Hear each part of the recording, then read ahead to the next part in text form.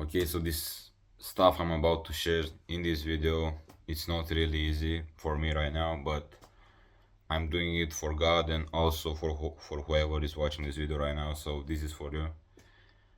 So the topic of the video is the consequences of being a coward part 1.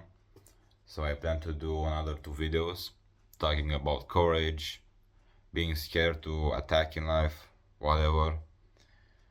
I don't know if I'll make those 2 videos, but we will see. I don't know. Until then, let's focus on this video. To start off, I think I was a coward all of my life. Back when I was younger, I would be scared to ask out for help when I would need it, so I would waste time in return. I will not answer to the phone ringing to an unknown number. I would be even scared to do small stuff like sending messages, emails to some extent. Maybe not a full coward I was, because I had my own moments where I was righteous, but these small coward moments were predominant. The thing is that cowards, ignorant people will pay the worst price. You will waste opportunities, you will waste time, you will hurt people without you realizing it, and one of the worst, you will feel like a failure. So let's read this. But as for the cowardly, the faithless, the detestable, as for murderers, the sexually immoral, sorcerers, idolaters, and all liars, their portion will be in the lake that burns with fire and sulfur, which is the second death. To give you an example, a story, some months ago, I planned to go to a club, and things didn't go as I planned. So in that day, I went to a gym, and then after I finished working out, I thought like, let's go to this pizza nearby to take some pizza. And while I was going to that place, on this wall, there was written Matthew 12, verses 34 and 37. And basically, maybe I can pop up to the screen the verses, whatever. The idea is that whatever you goes out from your mouth, that's what exactly represents you. And the thing is that back then I was watching like watching like a TV show with a friend of mine, and we were making fun of certain characters in that show. And what's funny about that is that those characters were doing some kind of mistakes, but you will see in the story that I'll do the same kind of mistakes as those characters. So be careful what you say. So that was my warning for that day. And after that, I got back in my room, relaxed a little bit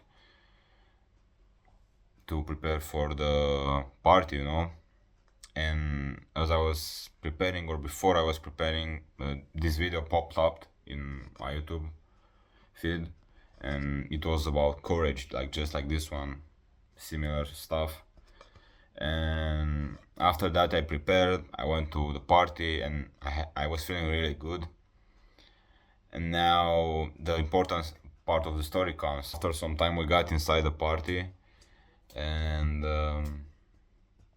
back then, so I was dancing, and there were like these girls next to me, these 2 girls next to me, and as I was having fun, whatever, I've noticed that one of them was like, like when someone likes you, they will try to give you signals to approach them, but she was doing that stuff, like revolving around me, she was playing with her hair, whatever, but I was trying to ignore them, I was really undecisive is the word.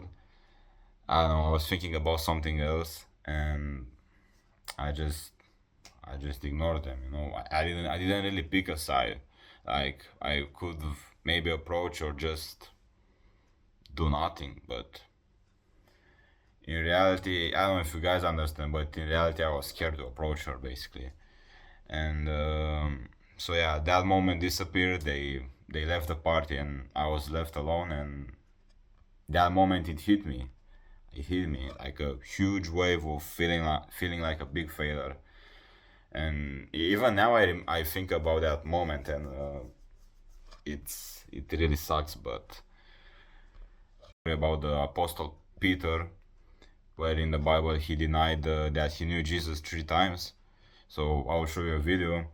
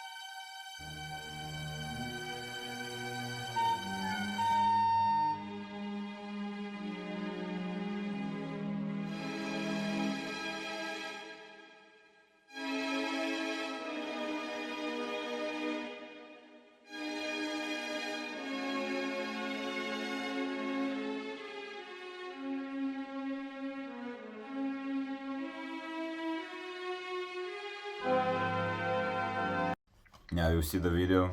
It's the same feeling, man. I had the same feeling of failure, like you just have it and you feel like failure. You can't do nothing now and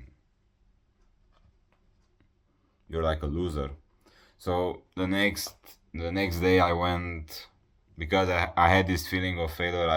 I thought like I had to go out, so I went to a park. I had to sit down and ponder a little bit with my actions and what happened the last night, replaying the whole scenario, regretting that I didn't act when I had the option to, and feeling like a failure. And it kept going on and on. The next days, whatever.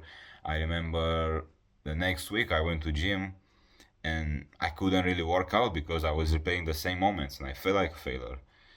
And even that moment, I had certain situations where some bad stuff would happen to me, and I was like getting punished and punished because I had the sin of failure, like sin of pride. You have to realize that when you're a coward, the next opportunity where you can prove that you're courageous, it won't be as easy as the last one, because you know deep inside that you're a coward.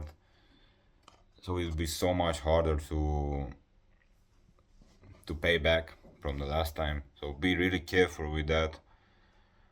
And also that opportunity may not appear. For example, some weeks passed and another party happened and I thought, okay, let's go again, and this time I will lock in, I will be courageous, I will do the right thing, but the opportunity didn't appear. Okay, now to finish this video off, I think that you should pick a side, like you either with God, either with the devil, but don't stay in between. Don't be a neutral, don't be a coward, because as you've seen, the cowards pay always the worst price in the neutral people.